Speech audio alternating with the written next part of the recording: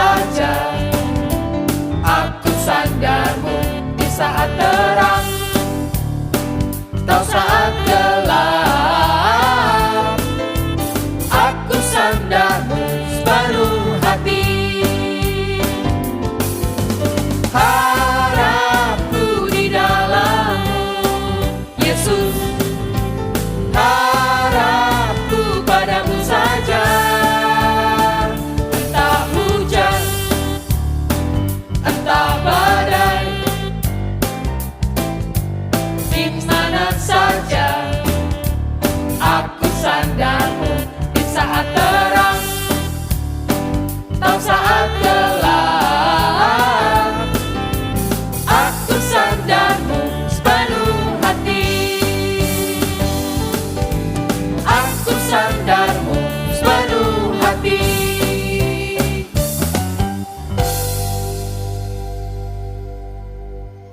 Haleluya, anak-anak, mari kita berdoa sebelum mendengar firman. Tuhan Yesus, terima kasih kepadamu. Entah hujan, entah badai, Engkau terus beserta dengan kami. Tuhan, ajar kami untuk terus berharap kepadamu, bersandar sepenuhnya kepadamu. Tuhan, berkati hati kami, telinga kami dalam mendengar. Sekiranya firman ini bisa menjadi berkat dan kekuatan bagi kami. Berkati anak-anak yang mendengar. Amin.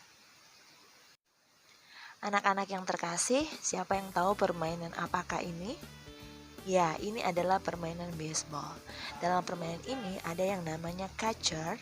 Catcher bertugas menangkap bola yang sengaja dilempar ke arahnya.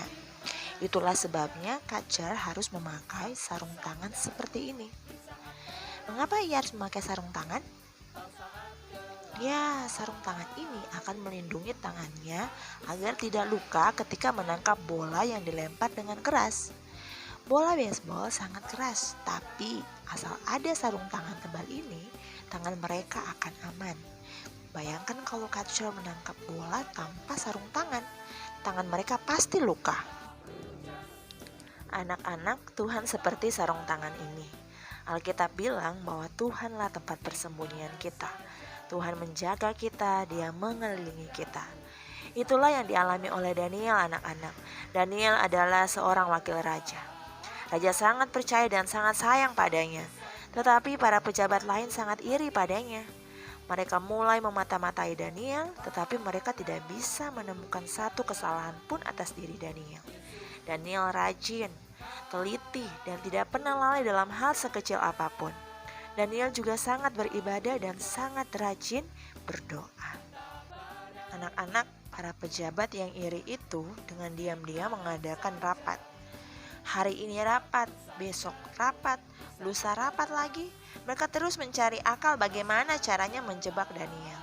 Dan hari itu mereka mendapatkan akal yang jitu. Mereka yakin rencana ini pasti berhasil. Mereka segera menghadap raja. Apakah rencana mereka? Mereka berkata kepada raja, "Ya Raja Darius, kami semua sudah sepakat supaya Raja mengeluarkan satu peraturan yang tidak mungkin dicabut lagi. Peraturan yang dibuat menurut undang-undang orang Media dan Persia, yaitu dalam 30 hari ini semua orang tidak boleh berdoa atau memohon kepada salah satu dewa atau manusia selain kepada Raja. Jika ada yang melanggar, maka ia akan dilemparkan ke gua singa." Anak-anak, raja setuju dan segera membuat peraturan itu. Begitu peraturan itu sudah dimeteraikan oleh materai raja, maka peraturan itu tidak dapat diubah atau dicabut lagi, bahkan oleh raja sekalipun. Jika raja mau mengubahnya, itu berarti raja itu harus dipecat dan tidak boleh menjadi raja lagi. Alangkah senangnya orang-orang itu, anak-anak. Mereka yakin kali ini Daniel pasti tertangkap dan mati di gua singa. Anak-anak, Daniel sangat sedih ketika mendengar aturan baru itu. Masuk gua singa berarti mati dimakan singa-singa yang lapar. Masuk gua singa memang sangat mengerikan. Tetapi Daniel tahu bahwa Tuhan yang ia sembah adalah raja di atas segala raja. Tuhan yang ia sembah adalah penguasa alam semesta.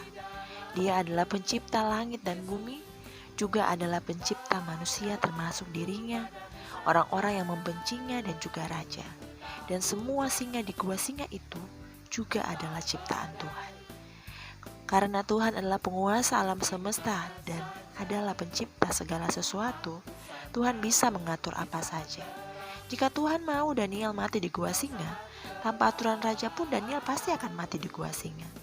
Jika Tuhan tidak mau Daniel mati di gua singa, walaupun ia dilempar ke gua singa, ia tidak akan mati.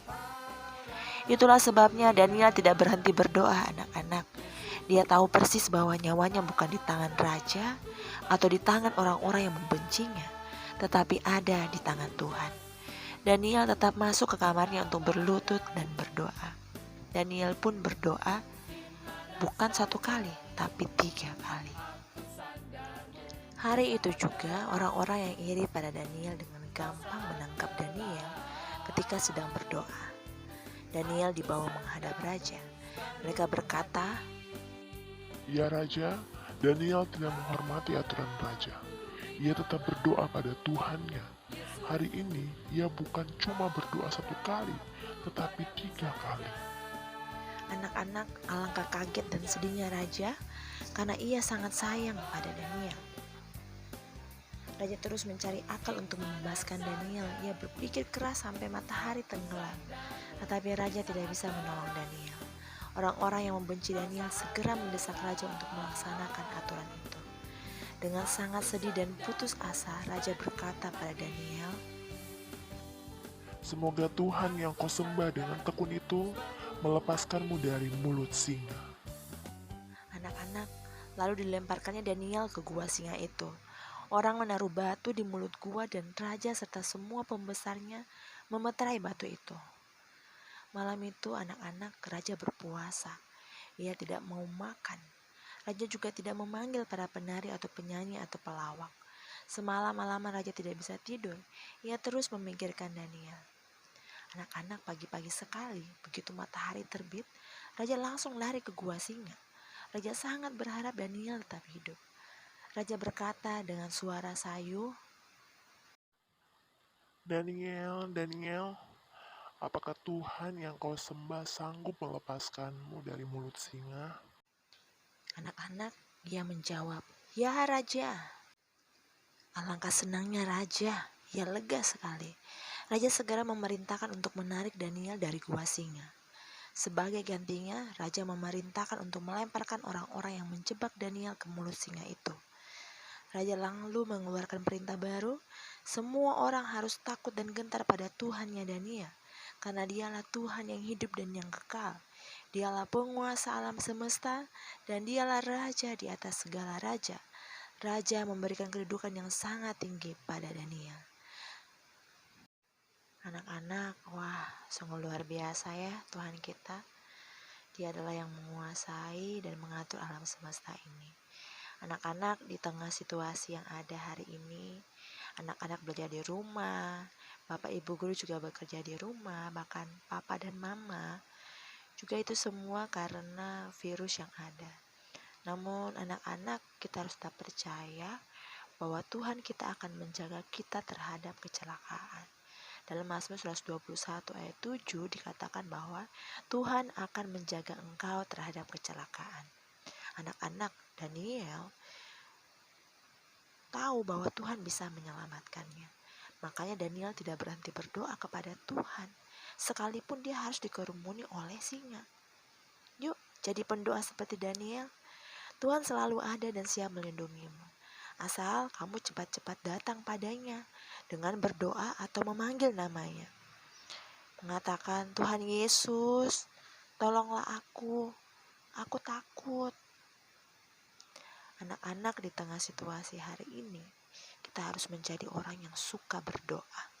Karena hanya satu yang bisa menyelamatkan kita, yaitu Tuhan Yesus. Mari kita berdoa. Tuhan, terima kasih ya Tuhan. Karena Engkau adalah Allah yang mengatur alam semesta ini. Engkau yang mengatur semuanya. Bahkan Tuhan Yesus, di tengah keadaan hari ini, anak-anak belajar di rumah, Tuhan tetap menyertai mereka. Mohon Engkau beri rahmat menjaga mereka.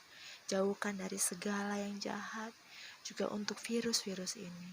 Tuhan Yesus, Engkau memberkati ya Tuhan, agar kami terus percaya kepadamu, juga terus berseru memanggil namamu.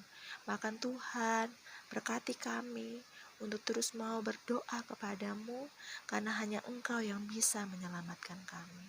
Tuhan Yesus, kami serahkan home learning hari ini kepadamu. Engkau yang menjadi semangat bagi kami, menjadi sukacita bagi kami untuk belajar, untuk mengerjakan tugas-tugas. Engkau ingat juga Papa dan Mama ya Tuhan, yang sedang bekerja atau melakukan aktivitas yang lain. Tuhan tetap menyertai, memberkati. Tuhan Yesus, dalam namamu kami berdoa, kami memanggil Engkau. Amin.